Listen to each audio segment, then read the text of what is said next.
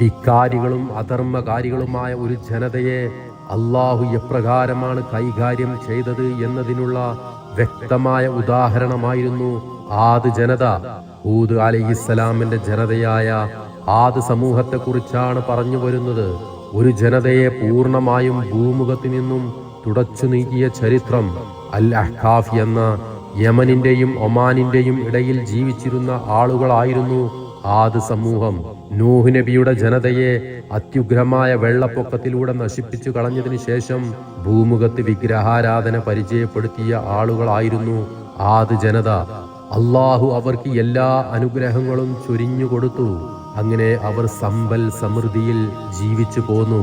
കായികക്ഷമത കൊണ്ടും സ്വാധീനം കൊണ്ടും ബുദ്ധിശക്തി കൊണ്ടും തുല്യതയില്ലാത്ത വിഭാഗം.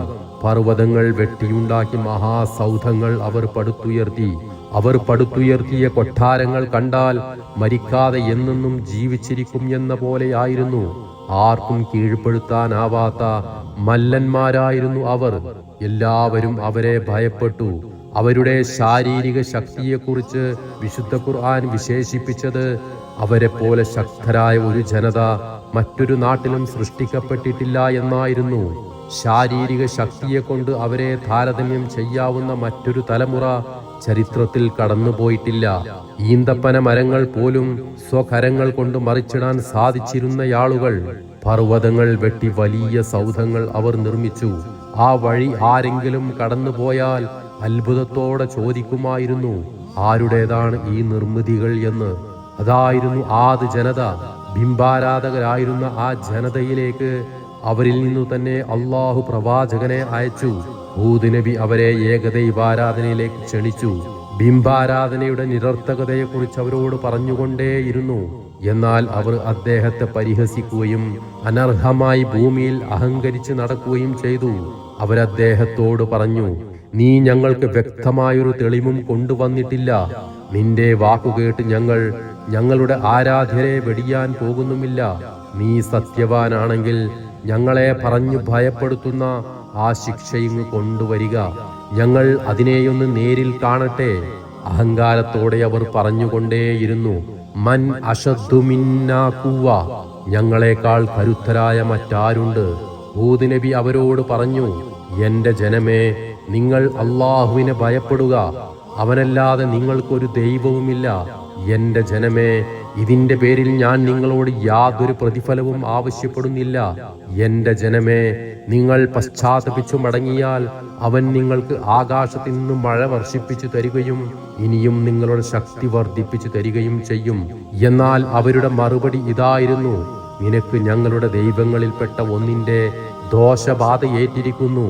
നീ ആ ദോഷബാധയുടെ പിടിയിൽ അമർന്നിരിക്കുന്നു. ധിക്കാരവും സ്വേച്ഛാധിപത്യവും അടിച്ചമർത്തലുകളും അതവർ തുടർന്നുകൊണ്ടേയിരുന്നു.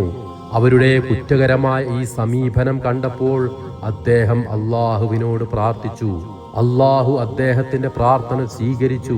ദുരിതവും വരൾച്ചയും നിറഞ്ഞ ദിനങ്ങൾ അവരിലേക്ക് കടന്നു വന്നു. ഇരുണ്ട മേഘങ്ങൾ അവർക്ക് മുകളിൽ പ്രത്യക്ഷപ്പെട്ടു.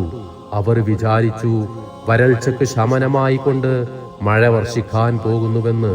എന്നാൽ ഹൂദ് നബി അലൈഹിസ്സലാമിന് കാര്യം മനസ്സിലായി.